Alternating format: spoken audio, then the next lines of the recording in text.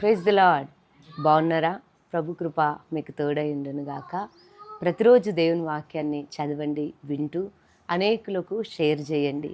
దేవుని వాక్యము నమ్మదగినది. ఆయన వాక్యాన్ని చదువుతూ ప్రభువుని ఆరాధించండి. ఆయన ధర్మశాస్త్రమును ప్రేమించు వారికి ఎంతో నెమ్మది కలుగుతుందంట. కాబట్టి వాక్యాన్ని చదువుతూ ప్రభుని స్తుతించండి. ఈరోజు దేవుని వాక్యాన్ని చదువుకుందాం. సామెతలు 10వ అధ్యాయము 4వ వచనాన్ని చదువుతున్నాను.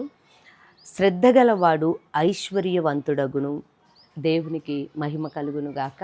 అవును, బద్ధకంగా పనిచేసేవాడు దారిద్ర్యుడవుతాడంట.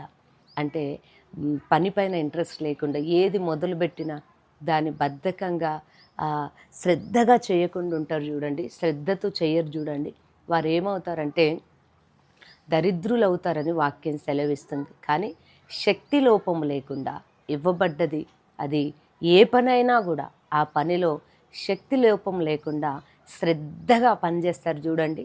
టైం స్పెండ్ చేసి జాగ్రత్తగా వారికి ఇవ్వబడ్డ జాబే కానివ్వండి, ఉద్యోగమే కానివ్వండి, వ్యాపారమే కానివ్వండి, పనులు ఏవైనా కూడా శ్రద్ధగా పనిచేస్తారు కదా. ఇది దేవుని వల్ల నేను పొందుకున్నాను కాబట్టి నాకు ఇవ్వబడ్డ అవర్స్ నేను దేవుని సన్నిధిలో భయముతో నాకు ఇవ్వబడ్డ వర్క్ నేను కంప్లీట్ చేయాలి అని ఆశతో దేవుని యందు విశ్వాసం ఉంటే శ్రద్ధగా పనిచేస్తారు చూడండి, వారు ఐశ్వర్యవంతులు అవుతారంట. అందుకే ఆ కింది వచనంలో 22వ వచనంలో ఒక మాట ఉంటుంది, అంటే యెహోవా వారిని ఐశ్వర్యవంతులుగా చేస్తాడంట.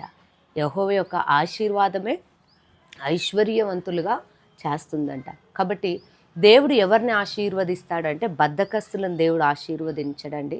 శ్రద్ధ లేకుండా ఉన్నవారిని దేవుడు ఆశీర్వదించడు. కానీ ఇవ్వబడ్డ ఏ పనైనా అది జాగ్రత్తగా చేస్తారో వారిని ఆశీర్వదిస్తాడు. వారు ఐశ్వర్యవంతులుగా మార్చబడతారు. కాబట్టి ఈరోజు నీకు ఇవ్వబడ్డ పనిని నువ్వు జాగ్రత్తగా చేస్తున్నావా? నీ పనిని ఎవ్వరు కూడా గుర్తించట్లేదా? నువ్వు చేస్తున్న కష్టంని ఎవ్వరు గుర్తించకపోయినా భయపడొద్దు. కానీ దేవుడు నిన్ను ఐశ్వర్యవంతుడిగా మార్చబోతున్నాడు. ఇవ్వబడ్డ పనిని జాగ్రత్తగా చేయండి. ప్రభు మిమ్మల్ని ఐశ్వర్యవంతుడిగా చేయబోతున్నాడు. మీ కొరకు చిన్న ప్రార్థన చేస్తాను. సర్వశక్తి గల దేవా స్తోత్రం. ఎంతమంది బిడ్డలైతే వారికి ఇవ్వబడ్డ పనిని శ్రద్ధగా శక్తిలోపం లేకుండా పని చేస్తున్నారో వారిని మీరు ఆశీర్వదించండి. నీ ఆశీర్వాదమే వారిని ఐశ్వర్యవంతులుగా చేస్తుంది కనుక లేమి దరిద్రత వారి నుండి తీసివేసి ఐశ్వర్యమును మీరు అనుగ్రహించమని యేసు నామములో ప్రార్థిస్తున్నాను తండ్రి, ఆమెన్. దేవుడు మిమ్మల్ని దీవించునుగాక.